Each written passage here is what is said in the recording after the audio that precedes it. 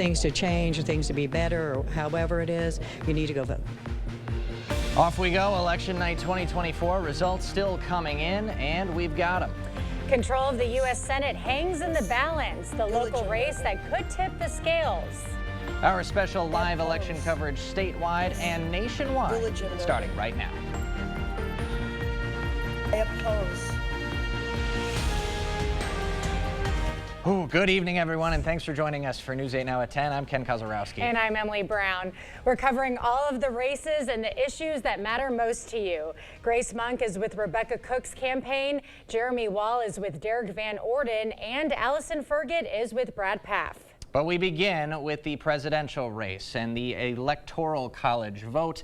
Donald Trump, the former president of the United States, 210 electoral votes at this point. Still several of those battleground states not even close to being called yet, so things are still up in the air. 270 is that magic electoral number to get it done. Over in Minnesota, let's take a look at how things are going on for the presidential race between Donald Trump and Kamala Harris. Here we are, Donald Trump 61% to 37%, but again, very early on in this race. We're going to be going well into the night here. Now to the Senate race. It's a tight one in Wisconsin. Democrat Senator Tammy Baldwin is facing off against Republican challenger Eric Hovde. So far, they are tied. Pretty much neck and neck, with 56% of precincts reporting in this race, holding on to a tight lead. Yep. Baldwin, of course, looking to secure her third consecutive term in the Senate. A Baldwin victory is crucial for Democrats as they try to keep the majority in the Senate. Both candidates made some last-second pushes today to get voters out to support them. This is Hovde's second run for U.S. Senate. Both candidates watching the results coming in tonight from their respective watch parties in Madison. In the 3rd Congressional District, incumbent Republican Derek Van Orden up against Rebecca Cook from Eau Claire. And here we are, 112,000 votes for Derek Van Orden. Again, these are razor-thin margins across all of these races. We've got Grace Monk live at Rebecca Cook's watch party in Eau Claire. Grace. Ken and Emily, Rebecca Cook is joined here tonight by supporters from across the 3rd Congressional District. It's a close race, but supporters say they're feeling good about the results so far. Cook made several stops today before coming to the party, rallying last-minute voters in Eau Claire. It's been a long campaign for Cook, but she says she's proud of it. So at the end of the day, I'm really proud of what we did, and there's not anything more I think we could have done. So it's, I think, looking back on this, I'm really proud of the kind of campaign that we put together. They say they don't have the side. I don't. Cook's close family and friends. The energy remains high here as we await the results. We'll be here throughout the night with more updates to come. In Eau Claire, Grace Monk, News 8 Now. All right, Grace, thank you. Meanwhile, Derek Van Orden's watch party is underway. His supporters and family are at the waterfront waiting for the results from this 3rd Congressional District. News 8 Now's Jeremy Wall is live in the newsroom with more. Jeremy. Yeah, Ken and Emily, it was a packed house at the waterfront. It still is. Families, couples, supporters, you name it, they were all there coming out to show their support for Van Orden. Confidence. He says he's as confident as he is then as he was earlier, and he spoke to us and spoke to the crowd today saying he's ready for the results. He just wants them to come, and his confidence remains the same. We did our due diligence and we worked hard, and it's in God's hands. It is. I mean, I really believe that, and we're at peace, and that's good. That's where we should be. Now, he also said that he hopes people can get back to a place where they can speak to each other in a respectable way, regardless of party affiliation. We're keeping an eye on this race, and we will bring you the final results when they come in. For now, guys, reporting in the newsroom, Jeremy Wall, News 8 Now. All right. La Crosse voters cast their ballots for a $53.5 million school building referendum. Our own Allison Ferget has some early results. Allison. Ken and Emily, right now it looks like those early results are trending in favor of that school referendum. So right now that referendum would close Spence and Emerson elementaries, and a new elementary school would be built at the current Hogan administrative site. That referendum would also add an addition to State Road and later on close Hinchin Elementaries. Right now, the school board is very excited to see the referendum get a positive response. They think that it's doing better than the previous referendum that would have consolidated Central and Logan high schools, doing better because they just think people have a better understanding of the financial situation that the district is in right now. And right now we are at the Concordia Ballroom. We're waiting for many Democrats to come. So far, no candidates yet. We did see former Representative Ron Kind, but we will be here all night to give you more coverage on the referendum and on our local Democratic candidates. Ken and Emily, back to you. All right, thank you, Allison. Now let's switch to Wisconsin State Senate. District 32 represents La Crosse, Vernon, and parts of Monroe and Trempealeau counties. Incumbent Brad Pfaff and Stacy Klein. Brad Pfaff in the lead, 53% to Klein's 47% against 68% of precincts reporting in this race. Pfaff is finishing an initial 4-year term, while Klein is a member of the nonpartisan Trempealeau County Board. Klein initially ran for U.S. Senate, but pivoted to the 32nd State Senate District after Eric Hovde entered the race. Pfaff took over the seat in 2020 after narrowly defeating Dan Kapanke. For District 7, Republican incumbent Tom Tiffany is going head-to-head with Democratic challenger Kyle Kilborn. That's right. And District 7 makes up northwest Wisconsin, also stretches south into parts of Clark, Jackson, Monroe, and Juneau counties. The Associated Press has called this district in favor of the incumbent Republican, Representative Tom Tiffany, 67 to 33%. As for Wisconsin's 24th District Senate seat, we're back in state government now. Republican incumbent Patrick Testin facing Democratic challenger Colin McNamara, and Testin with a commanding 62 to 38% lead, but only 40% of precincts reporting in this one. This district covers a section of west central Wisconsin that includes parts of Adams and Juneau counties. In State Senate District 10, Republican incumbent Rob Staffschalt is 65% to Paul Hambleton's 35%, 30% of precincts reporting in this race. Wisconsin has one statewide referendum on voter eligibility. It wants to add language that makes sure only U.S. citizens can vote in Wisconsin elections, which is already state law. Republicans say it stops the chance where some Wisconsin towns can follow parts of California and D.C.'s example, where they allow non-citizens to vote in only local elections like mayor or school board. And we've got 70% going yes to that. So a resounding yes if it's already being called with 55% in. Our election coverage is just starting. Coming up, we will have a look at some of the key state assembly races under those new district maps.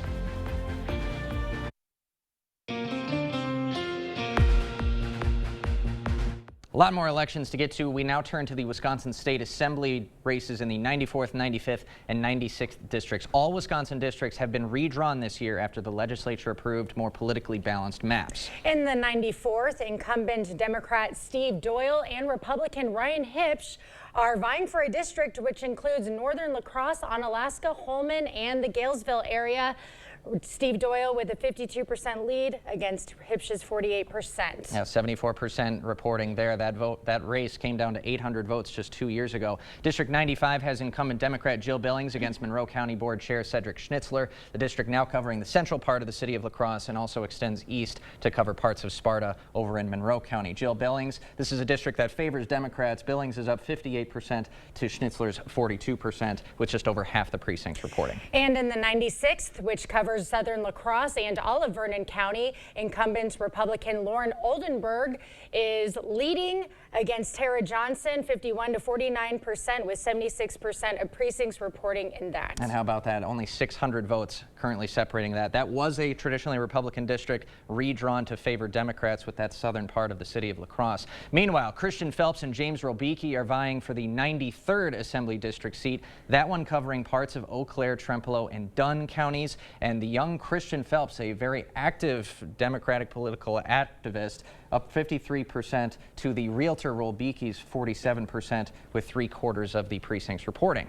And the incumbent for 91st Assembly District, Jody Emerson, Emerson is being challenged by Republican Michelle Skinner.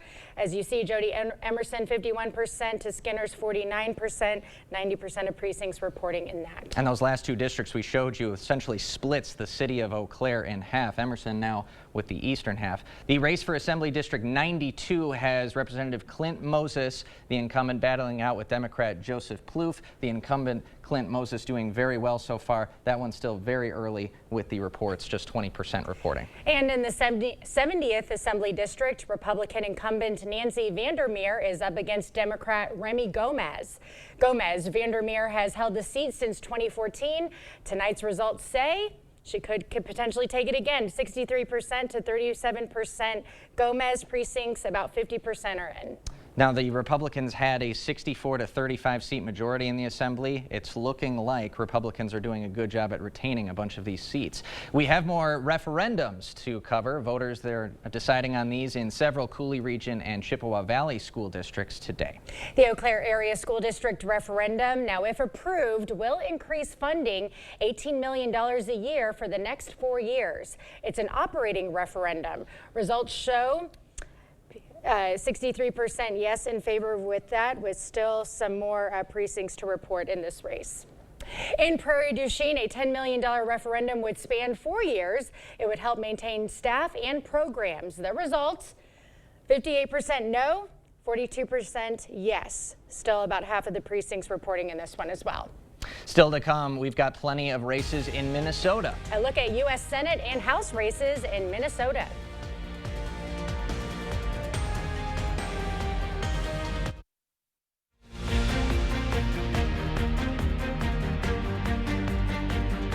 All right, let's check in on Minnesota, starting with the U.S. Senate race. The incumbent Democrat Amy Klobuchar seeking a 4th term over GOP's Royce White, the former basketball player and MMA fighter as well. This one so far, Royce White, the political newcomer, essentially 52 to 45%. But again, this one very early in reporting. Amy Klobuchar has won her last 2 elections with over 60% of the popular vote in Minnesota. In the House race, Republican incumbent Brad Finstad is going up against challenger Rachel Bowman. He is leading 60% to her 40%. Still early, 27% precincts are reporting in this. In the State House race for District 20B, incumbent Republican Stephen Jacob going up against Democrat Michael Hutchinson, and the incumbent Jacob doing very well initially with 20% reporting, up 71 to 29%. Well, lots of activity tonight. We had a lot of activity outside as well. Rain all day today. Let's see if it'll last till tomorrow. Let's send it over to Greg for the latest. Well, we definitely had a nice stretch of wet weather going all the way back to last week, so we definitely caught up to where we needed to be with the drought situation going on. Some areas to the south got up to 4 inches of rain if you go back to last Thursday, so quite a bit. But we're going to have dry and quiet conditions. We're going to have a little bit of a stretch for that before I have more rain back in. But really, for Wednesday, we're seeing dry but cloudy. We could see some morning fog, but I think a lot of areas will just see cloud cover for the morning commute. It'll be dry. We'll have more sun going on for Thursday and especially Friday. I think that's when the sun definitely will come out, and that means milder temperatures. We're going to go back in the 50s. Some areas on Friday might even touch the 60-degree mark, so no cold air in sight, really. But as you wake up tomorrow morning, really temperatures overall not too bad for this part of November, upper 30s, low 40s. It'll be cloudy, maybe some areas of fog, but I think most areas will remain just the low cloud cover they'll deal with. And highs tomorrow, pretty seasonable. We should be around in the mid to upper 40s. We'll be pretty close to that. Light northwest wind, all in all, a really nice early November day. Then as we go into Thursday, more sun. So look at these temperatures. We come up a few degrees, mid 50s for a lot of areas.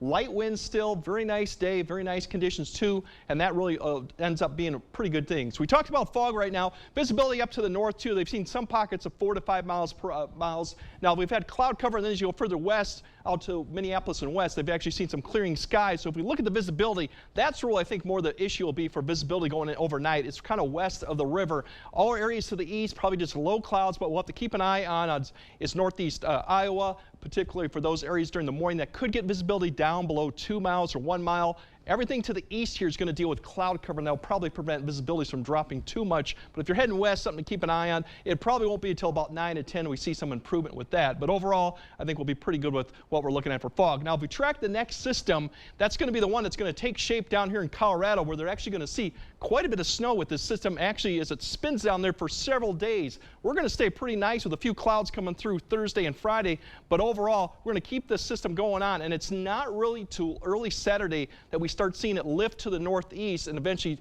we'll see some precipitation from this. But it's not till Saturday morning that we actually see some of it. So the good news is we still got a dry stretch. Now this will come through probably late Saturday into Sunday. Not as much precipitation we saw with the last system, and we're not going to expect to see the amount of rain we saw last Sunday. But I think Saturday night into Sunday is where we're going to see some light rain. So if you're tracking that out for your weekend, that's probably where you're going to see it. Otherwise, if we look at the 8-day forecast, really mild conditions. And even if we get past Veterans Day, looking at really upper 50s. But we do have that rain chance coming in this weekend, you guys. But overall, if you're looking for cold and snow, it's not anywhere yet to be seen.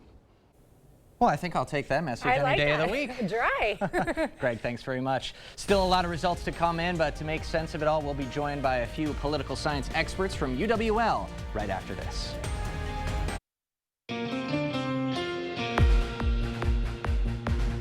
These results just come pouring in, and we'll be at this long into the night. So to help make sense of it all, I've brought the A-team, political science experts Joe Heim and Anthony Chergosky, affiliated with the University of Wisconsin-La Crosse. Gentlemen, thank you so much for giving us some time tonight.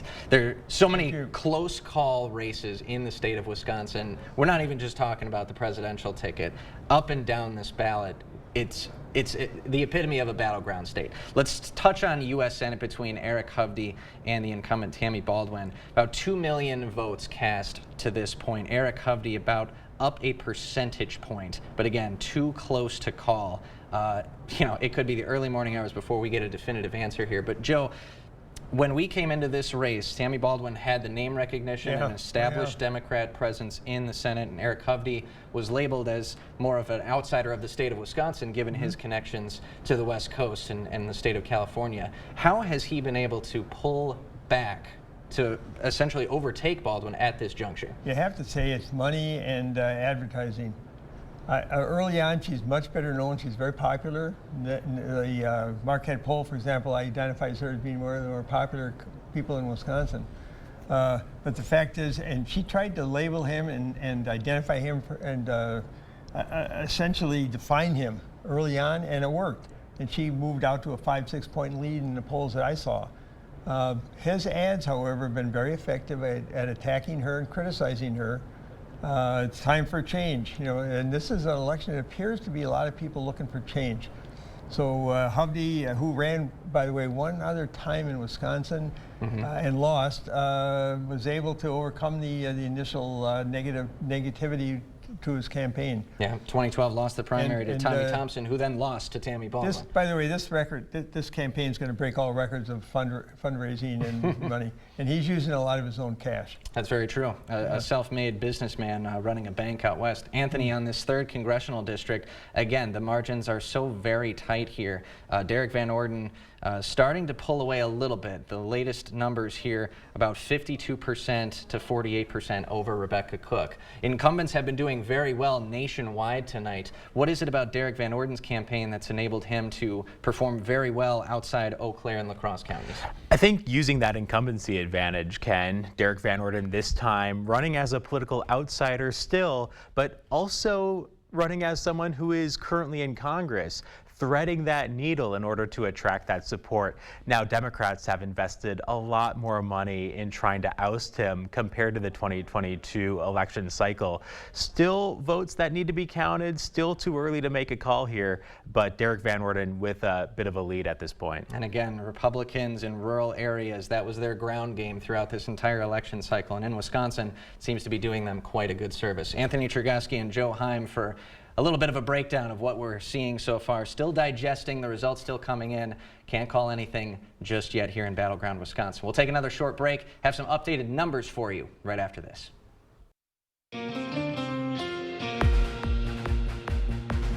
Well, the margins are still tight, but we wanted to update you on some of the big ticket races. Let's start with the Electoral College votes between Donald Trump and Kamala Harris for President of the United States. Donald Trump getting closer to that magic number of 270, currently at 230 electoral votes. But again, those battleground states still have to be decided nationwide. In Minnesota, things have been looking about the same as when we had it earlier in the show between these two But let's move forward to the Senate race over in Wisconsin. Yeah, it's a tight one in Wisconsin. Democrat Senator Tammy Baldwin is facing off against Republican challenger Eric Hovde.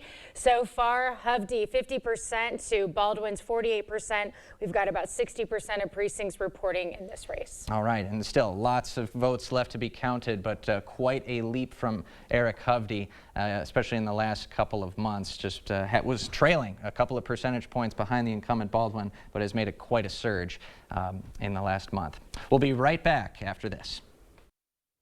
All right, dry stretch now. We finally got a couple days of dry out before we get some rain coming this weekend, but still mild. Still in the 50s for most areas, so enjoy. All right. Thanks for joining us tonight at 10. We'll see you tomorrow.